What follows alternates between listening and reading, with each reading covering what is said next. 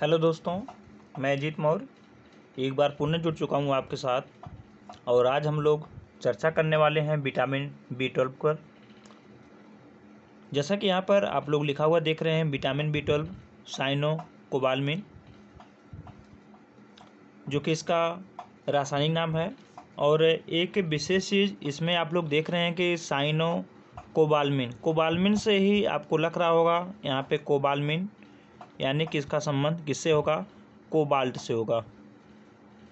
और आपका बार बार क्वेश्चन बनता है वह कौन सी विटामिन है, विटामिन का प्रकार है जिसमें आपका कोबाल्ट उपस्थित होता है। तो यहाँ से इसको रिलेट करिए, विटामिन B12। और इसकी कमी से जो एनीमिया होता है वह परनीशियस होता है। और B9 के, जैसे हमने इसके पहले बताया था आपको, फोलिक एसिड, विटामिन B9, वहाँ पे हम लोगों ने कौन सा एनीमिया देखा था? मेगालोब्लास्टिक। ये आपका दो एनीमिया आपका बहुत पूछता है और इसमें ध्यान रखिएगा। अभी फिर आगे हम वीडियो में बात करेंगे एनीमिया क्या होता है, इसके लक्षण क्या हैं, इसमें क्या होता है। चलिए, तो सबसे पहले हम बात करेंगे विटामिन B12 साइनोकोबालामिन के बारे में। तो अगर हम खोज की बात करें तो इसकी जब खोज हुई थी वह परनीशियस एनीमिया रोग का निदान ढूंढते समय हुई थी। यानी कि इससे जो होने वाली बीमारी है वह आपकी कौन सी है? Pernicious anaemia.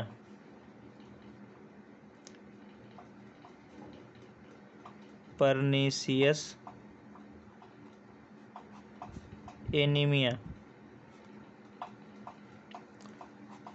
और परनीशियस एनीमिया का इलाज ढूंढते समय विटामिन B12 की खोज की गई।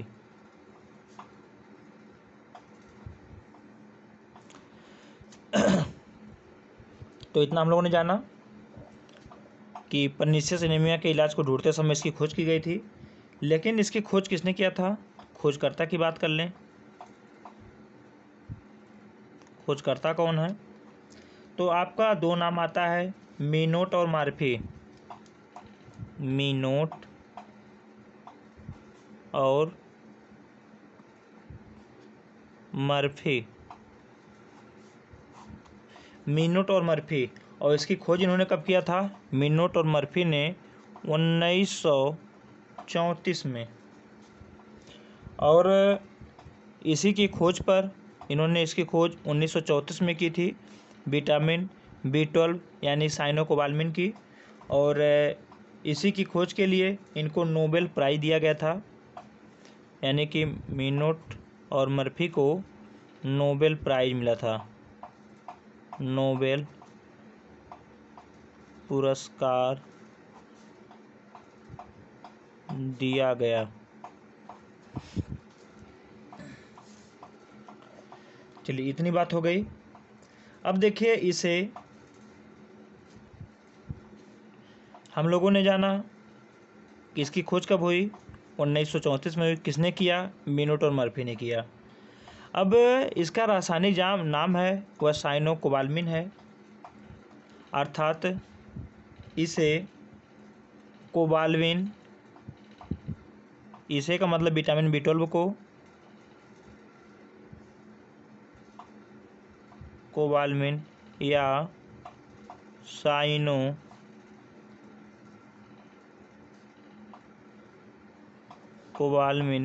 भी कहते हैं।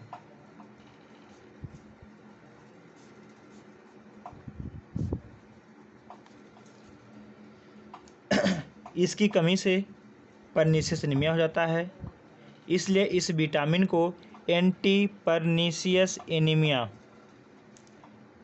एंटी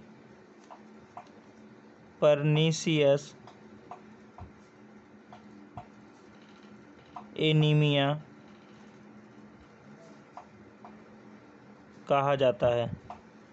अब एंटी का मतलब होता है विरोध करने वाला। परनीशियस एनीमिया एक बीमारी है जो विटामिन परनीशियस एनीमिया का विरोध करे, उसी को एंटी परनीशियस एनीमिया, और वह इसके परनीशियस एनीमिया को ठीक करने में इस विटामिन का प्रयोग किया जाता है, ये विटामिन सहयोग करती है, इसलिए इसे एंटी पर्नीशियस एनीमिया विटामिन के नाम से भी जाना जाता है। एंटी पर्नीशियस एनीमिया विटामिन यहाँ हो जाएगा।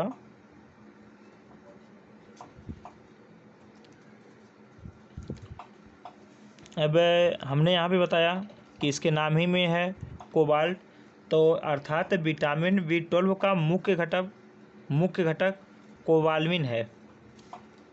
इसका मुख्य घटक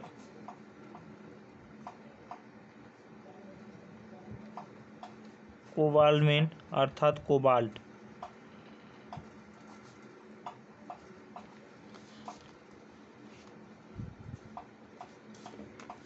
इसे संश्लेषित रूप में साइनोकोबाल्मिन के नाम से जाना जाता है। संश्लेषित रूप यानी कि जो कोबाल्मिन है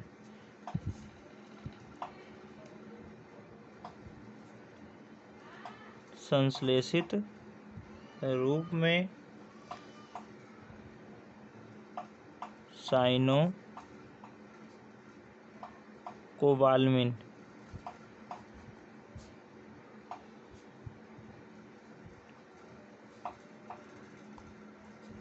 के रूप में जाना जाता है। यह गंधहीन, स्वादहीन, गहरा लाल रंग का क्रिस्टलीय यौगिक है। कैसा है? रंगहीन है, स्वादहीन, गहरा लाल,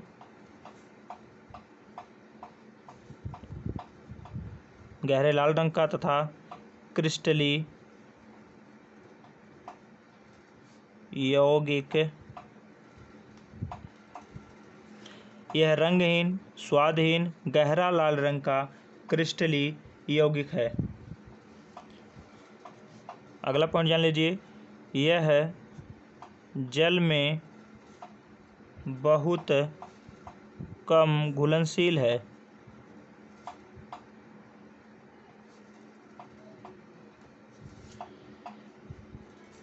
यह उदासीन विलयनों में ताप के प्रति स्थिर है।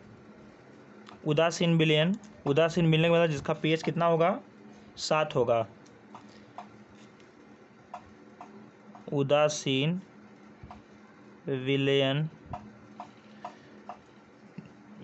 यानी कि कितना हो जाएगा? pH कितना इसका होगा? 7 होगा।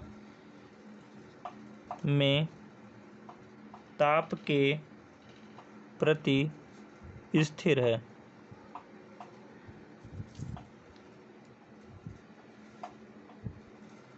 परंतु ताप द्वारा अम्लीय व क्षारीय विलयनों में नष्ट हो जाता है।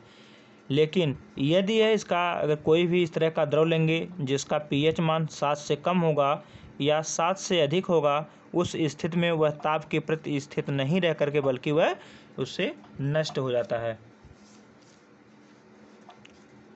अगला देखिए पॉइंट, यह सबसे जटिल अणु वाला यौगिक है। यह सबसे जटिल अणु वाला यौगिक है, जिसमें कोबाल्ट धातु 4 से 5% पाई जाती है।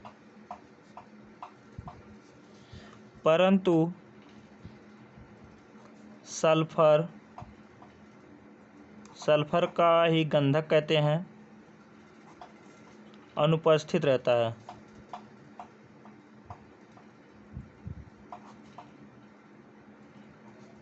आपको पता होना चाहिए जो सल्फर होता है हमारे त्वचा रोग के लिए बहुत ही लाभकारी होता है।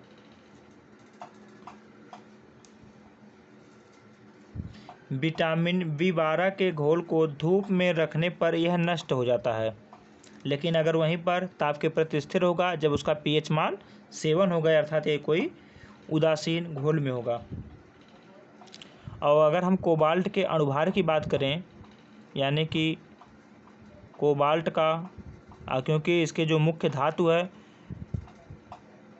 वह कौन सा है, कोबाल्ट धातु है, जो कि 4 से 5% पाई जाती है।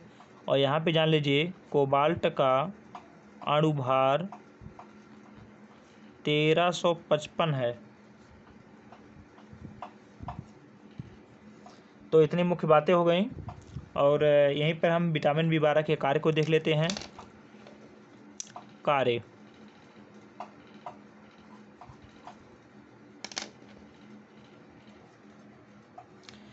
जो आपकी विटामिन बी12 है ये आपके आरबीसी यानी कि रेड ब्लड कार्पोसेल्स यानी कि लाल रक्त कणिका के परिपक्वता के लिए आवश्यक है।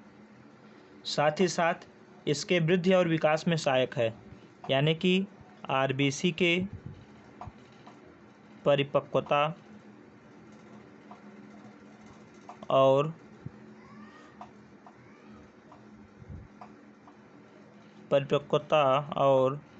वृद्धि एवं विकास के लिए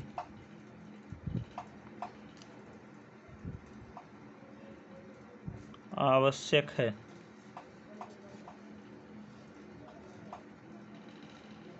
विटामिन बी12 अर्थात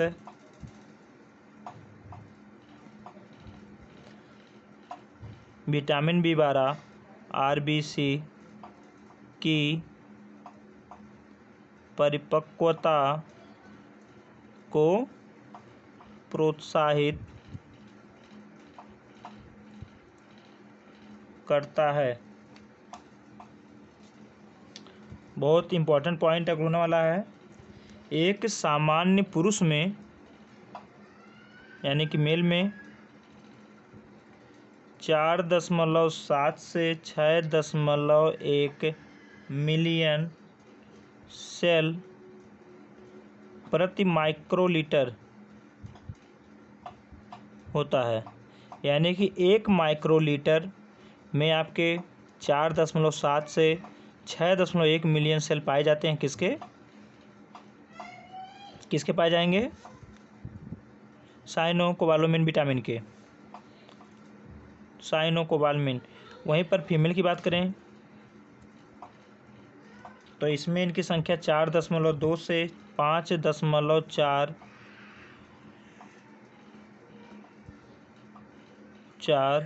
मिलियन सेल प्रति माइक्रोलीटर। चलिए नेक्स्ट पेज पे देखते हैं।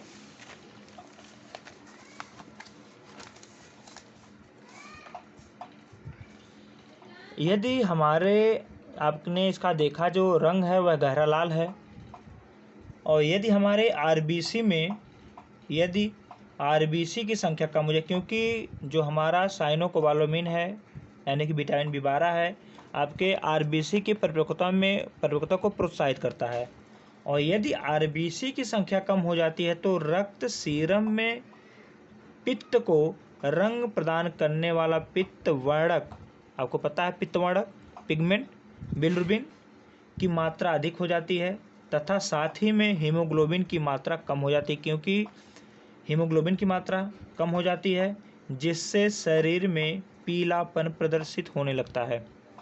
स्पष्ट जानिए, जब आरबीसी को आपको जो ब्लड को जो लाल रक्त प्रदान कर रहा था, यानी कि आप देखते हैं कि इसके लिए आपका आयरन है Fe है, जब इसकी कमी होगी तो आपके आरबीसी में कमी होगी, यानी कि आपके हीमोग्लोबिन की मात्रा कम होगी।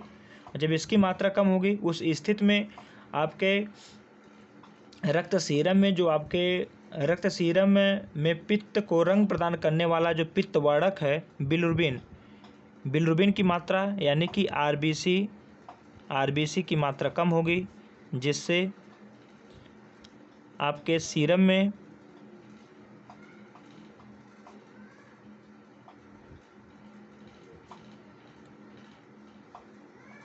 पित्त को रंग प्रदान करने वाला वर्णक पित्त में बिलिरुबिन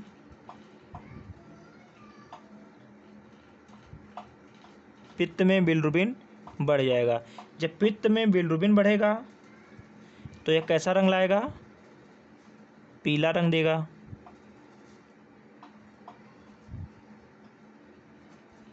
पित्त में बिलिरुबिन की मात्रा बढ़ जाएगी।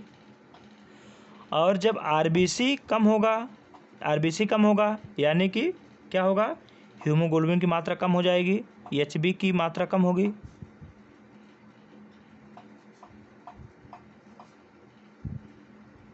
हीमोग्लोबिन कम, आपका आरबीसी कम, हीमोग्लोबिन की मात्रा कम, और आरबीसी के घटने से सीरम में जो पित्त में बिलिरुबिन था, जो वर्णक था, जो पिगमेंट था, जो उसको पीला रंग प्रदान कर रहा था, उसकी मात्रा बढ़ जाएगी जब आरबीसी की मात्रा कम होगी। जब भी बिलिरुबिन की मात्रा बढ़ेगी सीरम में पित्त को जो रंग प्रदान कर रहा था बिलिरुबिन, जब इसकी मात्रा बढ़ गई जो कि पीला रंग देता है तो पीला रंग देगा। जब इसकी मात्रा बढ़ेगी तो अधिक पीला रंग हुआ। जब पीले रंग की मात्रा अधिक होगी तब इससे क्या होगा, इसकी मात्रा कम हो गई, इसकी मात्रा अधिक हो गई, तो इसमें हमारा क्या होगा, शरीर में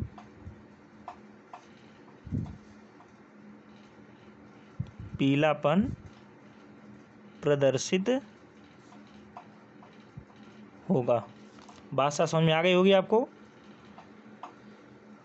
आरबीसी की संख्या कम हो जाती है और रक्त के सीरम में पित्त को रंग प्रदान करने वाला बिलिरुबिन बढ़ जाएगा। जब आरबीसी की संख्या कम हो गई तो बिलिरुबिन बढ़ जाएगा। आरबीसी जो था आपके ब्लड को लाल रक्त प्रदान कर रहा था, अर्थात हीमोग्लोबिन को लाल रक्त प्रदान कर रहा था, और इसके लिए आरबीसी के लिए आपका एफ जिम्मेदार होता है, लोहा एफ, अर्थात आरबीसी हीमोग्लोबिन की मात्रा कम हो जाएगी। जब हीमोग्लोबिन की मात्रा कम होगी जो कि लाल रक्त प्रदान करने का कार्य कर रहा था, और यहाँ पे बिलिरुबिन की मात्रा बढ़े जो कि पीला रंग प्रदान कर, यानी कि हमारे शरीर पे पीला रंग भारी पड़ जाएगा, अर्थात शरीर में पीलापन प्रदर्शित होने लगेगा। कंफर्म हो गया होगा। अगला पॉइंट देखिए, विटामिन बी12 अस्थि मज्जा में आरबीसी का निर्माण करता है। विटामिन बी12 अस्थि मज्जा में आरबीसी का निर्माण करता है। आरबीसी का निर्माण करता, लेकिन फोलिक एसिड के सहयोग से।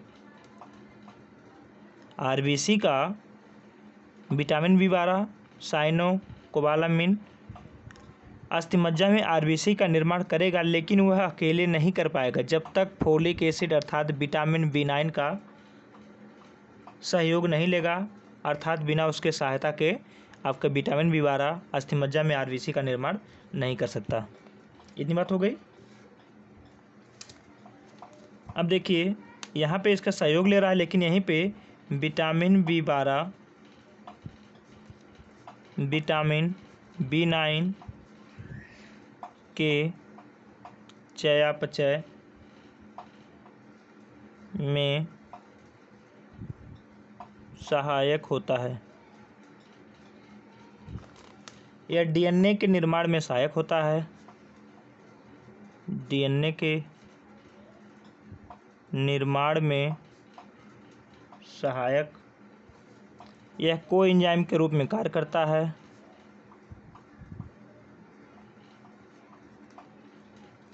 कुछ जानवरों में वृद्धि उत्प्रेरक की तरह कार्य करता है, यानी कि उनके वृद्धि ग्रोथ और उनके विकास को, उनके शारीरिक वृद्धि को बढ़ाने के रूप में काम करता है। यह मिथनोनिन तथा कोलिन एवं अन्य अमीनो एसिड के संश्लेषण के लिए भी आवश्यक होता है। बहुत ही इंपॉर्टेंट पॉइंट है। मिथ्योनिन, थिनोनिन तथा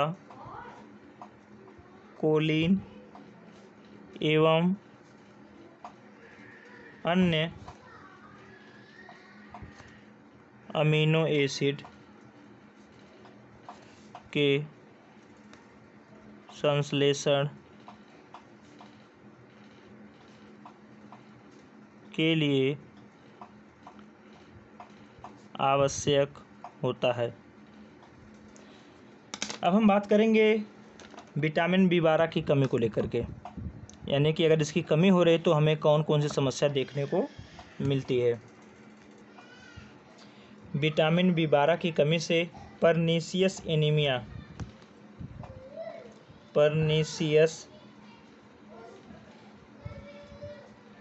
एनीमिया हो जाता है। इस एनीमिया को अन्य कई नामों से जाना जाता है।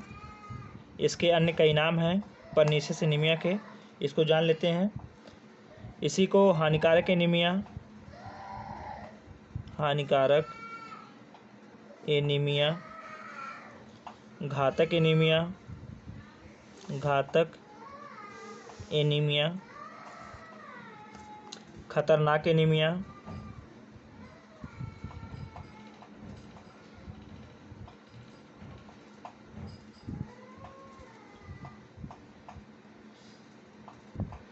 बोर्मर्स anaemia, Biermer's anaemia, Addison's anaemia, Addison बड़ा सा होगा,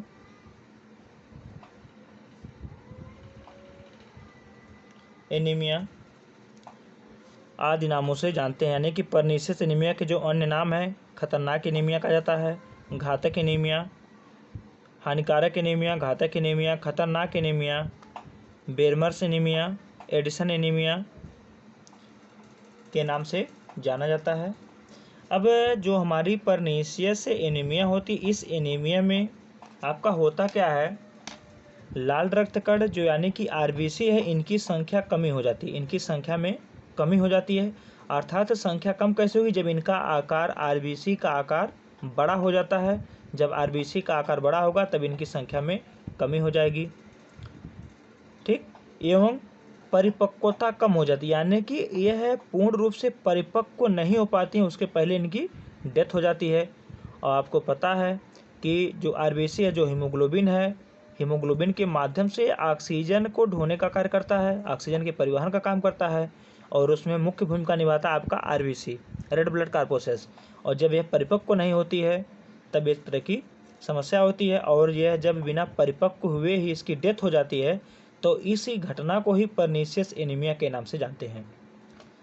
यानी कि परनीसियस एनीमिया में लाल रक्त कण यानी कि आरबीसी की संख्या कम हो जाती है, यानी कि इसमें आरबीसी की संख्या, आरबीसी की संख्या कम, अर्थात जब संख्या कम हो रही है अर्थात आरबीसी का आकार कैसा होगा, बढ़ जाएगा। आरबीसी की संख्या कम अर्थात आरबीसी का आकार बड़ा हो गया। और इसके साथ ही साथ सबसे बहुत इम्पोर्टेंट पॉइंट है परिपक्वता कम, परिपक्वता कम हो जाती है, और इसी के कारण त्वचा पीली पड़ जाए। जब तो परिपक्वता इसकी कम हो जाएगी, अब आपने इसके पहले ही देखा कि हमारे आरबीसी में आरबीसी कम हो जाता है, और सीरम में जो पित्त को रंग प्रदान करने वाला पित्तवर्धक है बिलिरुबिन, इसकी मात्रा बढ़ जाती है, अर्थात शरीर कैसा हो जाएगा, पीला पड़ जाएगा, जिससे शरीर पीला पड़ जाता है।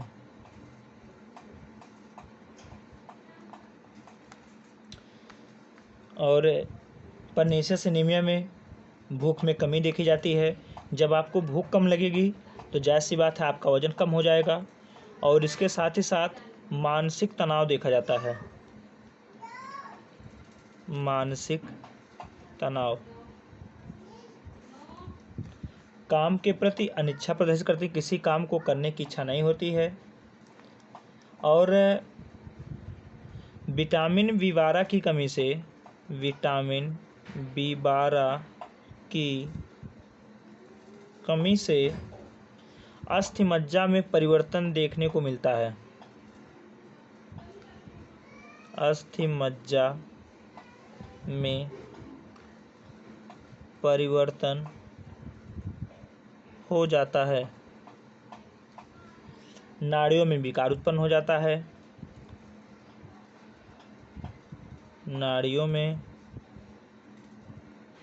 विकार उत्पन्न हो जाता है। चलिए, यहाँ पर हमने इसके कार्य को देखा, इसकी कमी को देखा। अब अगर हम यहाँ पे देख लें, इसकी अधिकता को देख लें।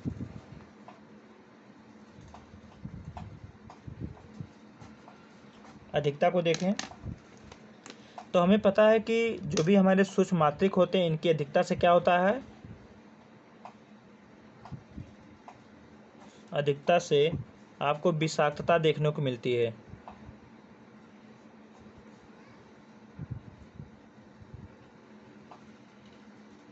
अधिकता से विषाक्तता हो जाता है, यानी कि शरीर में आपके विष हो जाता है। अगर वहीं पर अवशोषण एवं संग्रह की बात कर लें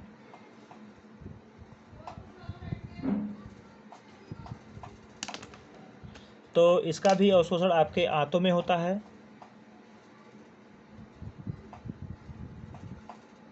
आंतों में होगा, लेकिन इसके लिए एक आवश्यक तत्व है। आंतों में आवश्यक तत्व जिसको हम लोग जानते हैं आई फैक्टर, आई फैक्टर मतलब इंट्रिंसिक फैक्टर। और यही जो इंट्रिंसिक फैक्टर है आपके आमाशय में इंट्रिंसिक इसको लिख ही देता हूँ, INTRINSIC इंट्रिंसिक फैक्टर।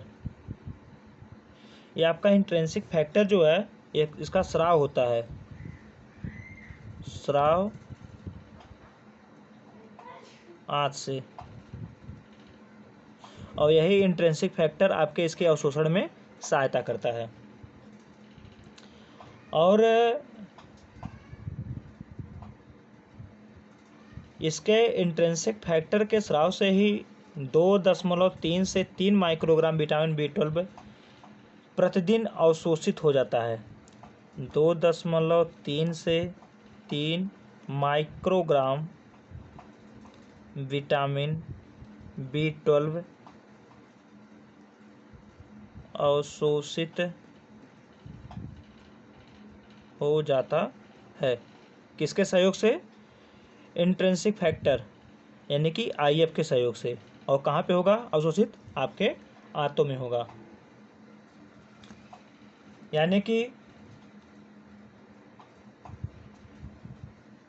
आपके यकृत में 2000 से 5000 माइक्रोग्राम की मात्रा में यह विटामिन संग्रहित हो जाता है। अगर संग्रह की बात करें, संग्रह को देखें तो आपका 2000 से 5000, देखिए यहाँ पे माइक्रोग्राम की बात हो रही है, ना कि ग्राम में हो रही है। माइक्रोग्राम विटामिन B12 आपके यकृत में संग्रहित हो जाता है। चलिए, इसके विसर्जन को देख लेते हैं। आपको पता है कि जो हमारे विटामिन B है, यानी कि ये वाटर सोल्यूबल है, अर्थात इसके विसर्जन की बात करेंगे तो मूत्र के द्वारा हो जाएगा। विसर्जन की बात करें तो वाटर सोल्यूबल है, अर्थात इसका किसके होगा? मूत्र के द्वारा।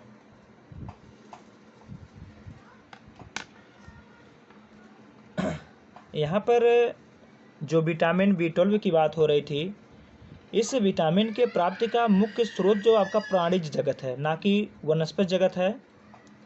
और जब इसका मुख्य स्रोत यानी कि विटामिन B12 का मुख्य स्रोत प्राणिज जगत है, जब इसका मुख्य स्रोत प्राणिज जगत है तो जो कमी देखने को मिलेगी, यानी कि कमी किसमें देखने को मिलेगी, कमी देखी जाती है। किसमें कमी देखी जाएगी, शाकाहारी में।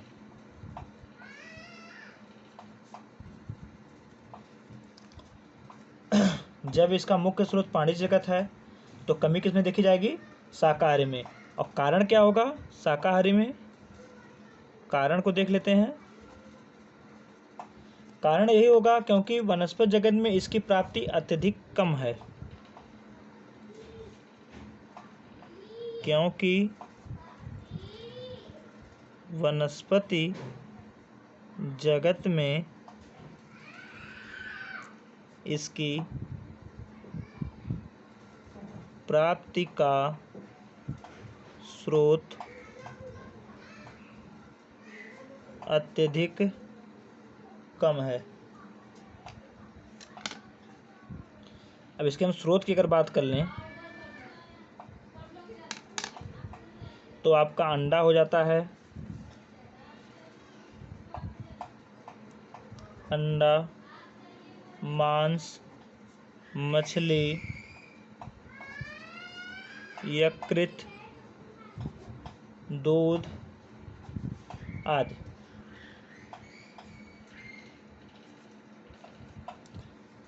चलिए स्रोत हो गया। और इसकी कमी को पूरा करने के लिए उच्च प्रोटीन वाला आहार लेना चाहिए। और विटामिन बी12 का अवशोषण सुगमता पूर्वक पूर्ण नहीं होता, इसके अवशोषण में 3 घंटे का समय लगता है। यानी कि विटामिन बी12 के अवशोषण में 3 घंटे का समय लगता है।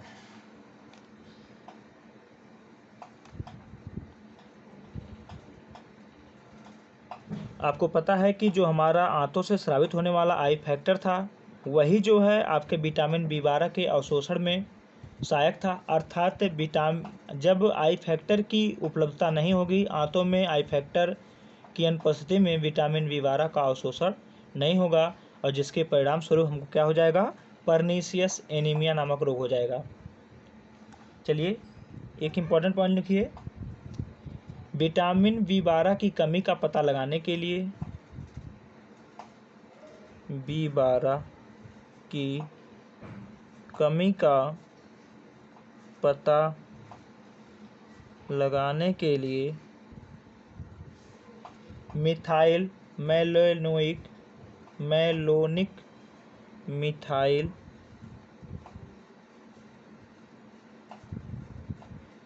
मैलोनिक एसिड टेस्ट किया जाता है। एसिड टेस्ट किया जाता है। चलिए तो यहाँ पर मुख्य मुख्य बातों को हमने बताने का प्रयास किया विटामिन बी12 से संबंधित। तो इसी के साथ हम क्लास को यहीं पे समाप्त करते हैं। और यदि आपको वीडियो पसंद आई हो, यदि आपके इसके ज्ञानार्जन हुआ हो, तो आप लोग वीडियो को लाइक करिए, शेयर करिए और चैनल को सब्सक्राइब करिए। धन्यवाद।